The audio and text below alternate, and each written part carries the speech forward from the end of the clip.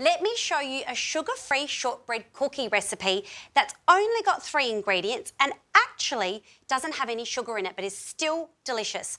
I've got the food processor ready to go. I'm going to add 3 cups of plain flour and some butter as well. Now this is chilled butter. Going directly in because we want our dough to bind together slightly, so you don't want it too soft.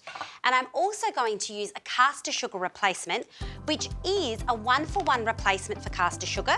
And this stuff is really good because it doesn't go bitter when you bake it like other sugar substitutes do. So it's going to give our cookies some real sweetness without all the sugar, and it's certainly not going to go bitter inside the cookie. So that's a cup of that, and we are ready to blend this together to make our cookie dough.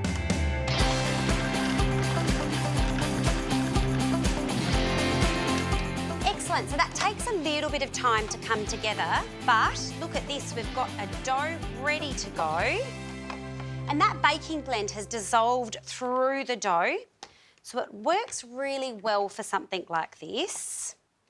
I'm going to use my hands to get that into a ball. Gosh, it's a lovely consistency. You could almost use it from where it is, but I'm going to put some cling wrap on this, wrap it all up so it can sit in the fridge for about 30 minutes so it's ready to go.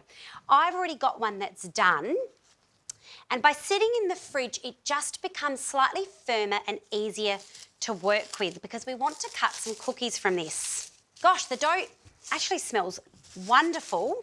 Already know these cookies are going to be delicious, so I've cut it into half, and this is really good because you can freeze it and use it for later if you don't want to make a very big batch of cookies. And now we're ready to roll this out. Now I'm going to sprinkle some flour down because we don't want it to stick anywhere, and this is perfect to work with. It's a lovely crumbly mixture, which is exactly what we're looking for with a shortbread cookie.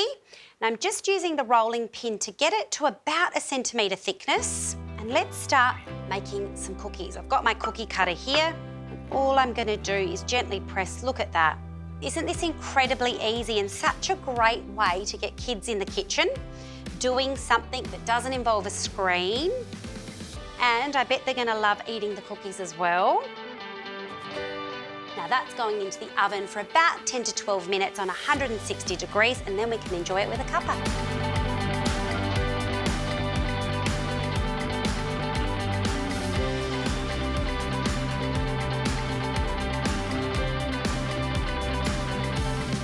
These smell absolutely delicious, and just for being in the oven for that short period of time, you've got that golden colour on the cookies.